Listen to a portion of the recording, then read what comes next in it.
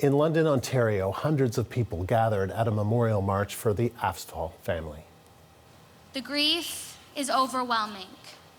So much so that at times I am no longer recognizable to those who love me. 1 year ago today, the family was out for a walk when they were run down. 4 family members were killed, a couple, daughter and grandmother. The couple's young son survived.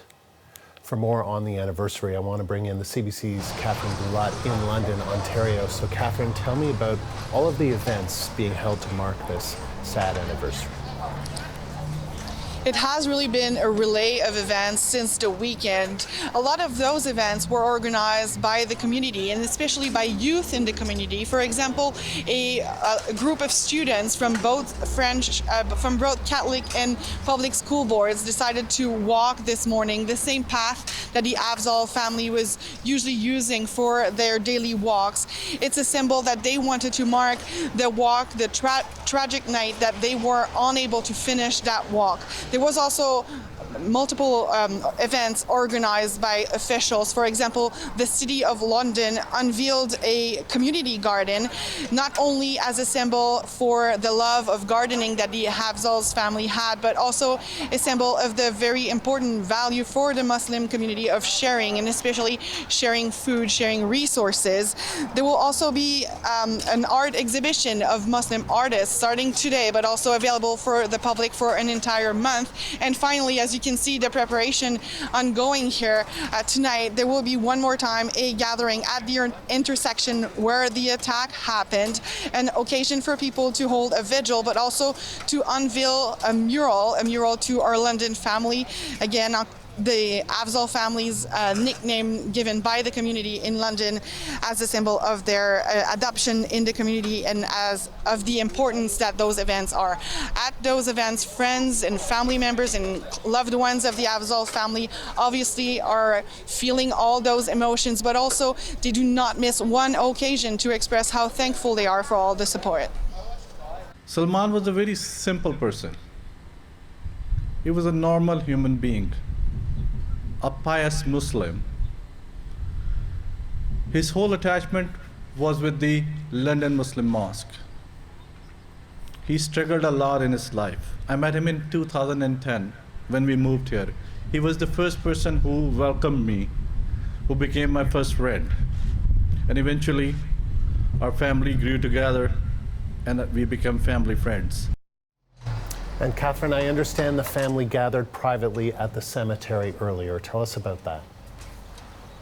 Family members, but also loved ones of the Afzaal family decided to go to the cemetery, the Muslim cemetery of London earlier today to gather not only for prayers, but also as a moment to privately talk about this solidarity and how they feel, how the community has responded for the last year to this attack, and how they feel that maybe, just maybe, there has been enough done to avoid anything like that ever happening again.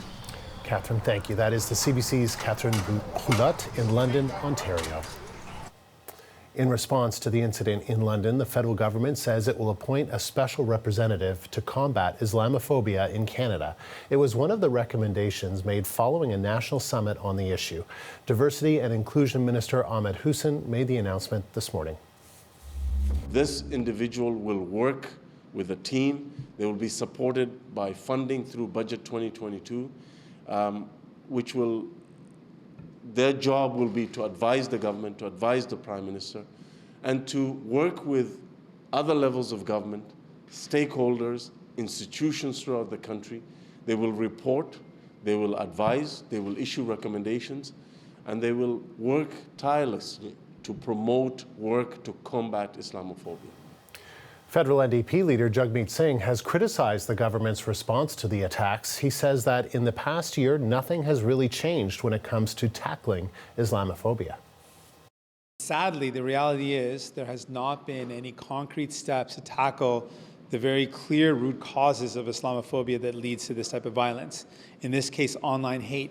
There is no bill that's been proposed in 1 year to tackle online hate, which we know is involved in radicalizing the attacker in this particular circumstance, as well as others. There is no one appointed as the special representative to combat Islamophobia, nor has the government taken any steps concretely to dismantle the neo-Nazi group that was linked to this attack.